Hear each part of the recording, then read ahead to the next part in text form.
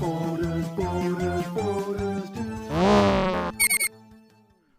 YouTube, it's Borders Dude and I'm back with a video review, and today I thought I would take a look at Transformers Legacy Evolution Armada Hotshot. And starting off with his robot mode, it is a little cool sports car number, done in that vibrant yellow colour. Now the one thing that you do notice unfortunately is because this blue is the clear plastic variety, they've painted the yellow on top of it and you can see the blue unfortunately bleed through there a little bit, but it's not the end of the world. In fact, it actually looks worse on camera than it does in person. The dreaded peg wheels make a return in my reviews, and yeah, they do look rough. That is such a shame. I suppose they can justify why it looks that way because of what you can do in his robot mode, although the front wheels don't look too bad.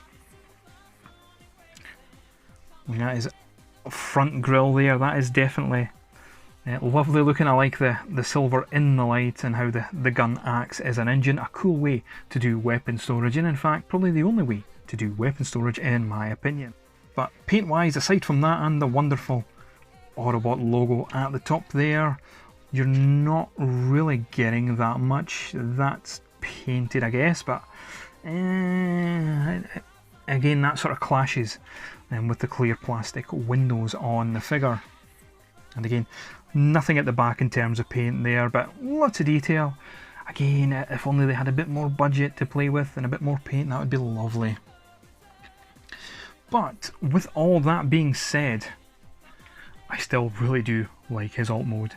Now, when it comes to size comparisons, you have to bring in when you're comparing the War for Cybertron Generation style figures, the Sideswipe mold, as that is effectively the de facto deluxe size standard these days, and I think that does work very well with the figure. Now for something a little bit different, let's bring in probably the best looking wheeljack mold we have had in a long time, the Authentics wheeljack. Very G1 but very oversized in comparison to the Legacy line. And time for the robot mode. Now, the transformation on the robot mode isn't overly complex. It can be a little bit fiddly in places, but it's a fun transformation and it's nothing to be worried about.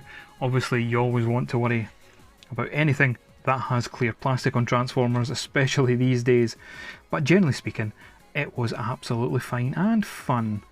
In terms of articulation on the figure, the head is on a joint, so you can get a full 360. The arm could do a full 360 if the backpack wasn't in the way. You do get a little bicep swivel, a single bend at the knee. All the joints in my figure are very stiff. You do get a waist swivel that will do a full 360 due to transformation. The leg articulation can go forward, backwards and out. Again, the kibble on the legs do hinder the articulation somewhat, but nothing too drastic, and you do get the thigh swivel. You do get a bend at the knee, but it's very limited, and there is no real sort of ankle tilt on the figure. So the articulation is a little bit less than what we normally see on these size class of Transformer figure. He seems, even for a deluxe class, quite small, quite dumpy. Doesn't really seem like the Hotshot you see in the Armada series. Now, the original toys were obviously chunky, but that was part of the play part in there to give him that sort of chunk. But with this figure, it just doesn't come across as Hotshot in robot mode. The face sculpt is quite bland. To be honest, they just seem to have missed the mark. They haven't given him any character. The design itself, you know, he, for the majority, bar the face, he does look like Hotshot. Again, there seems to be a heck of a lack of paint on the robot mode, bar the silver paint on the torso. And obviously you've got a lot of kibble hanging on the back there, which is a bit of a shame for this figure because he is a fan favourite. Especially with the Armada generation of Transformers collectors who are now adults and getting old like me. So it's overall the robot mode does seem a bit underwhelming. Okay, let's do some size comparisons. So again, let's bring in the deluxe standard that we call him. There's the side swipe mold, which is again probably about right. And for something a bit more silly, of course, let's bring back in the old Authentics wheeljack, who I can't get to stand right. We never get me stand right, to be honest. There we go. There's something incredibly out of scale. Let's take them away though, and we'll bring in something that, while is from the Unicorn trilogy, isn't from the same series. Here we are. Let's bring in Transformers Galaxy Convoy, or Cybertron Optimus Prime, and I do think they scale very well together. In terms of accessories, Hotshot comes with one, which is the little gun which doubles as his engine in alt mode, and it's a really cool gun, and you can plug in the rubbery effect, blast effects there on the end of the blaster if you wish. Of course, a nice throwback to his original figure, and of course the character itself. You do have the visor there that folds down, and while it is not Minicon activated,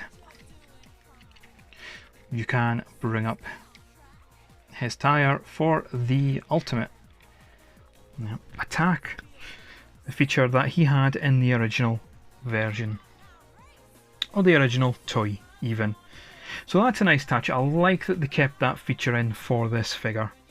I thought I would take a look at this figure today, as they are releasing his powerlinx version with his Minicon Jolt, and I think it was a missed opportunity that they didn't do that with the official release. The figure itself, it really does shine in the alt mode. The alt mode's brilliant, captures the original design perfectly, I feel. What it does fail at for me is the bot mode. I think the bot mode is just too dumpy. It's very bland looking. They haven't nailed the face sculpt of Hotshot right. I did like the fact that they gave us his Minicon powered up version with the weapon feature and the visor. That's a really nice touch, but it fails, I feel, as a Transformer homage to its original version. I know they are trying to make these figures that appear in the Legacy line a bit more G1-esque. However, you can argue that with the likes of Starscream and the likes of the Armada Megatron and the Armada Optimus Prime, that they can do it well, and they've just missed the mark here, unfortunately. But he's nice to have in the collection, without a shadow of a doubt, although I think a lot of people will be selling this guy on and stumping for the powerlinx version to get that Minicon Jolt. Thank you very much for watching this video, and I will see you again soon with another.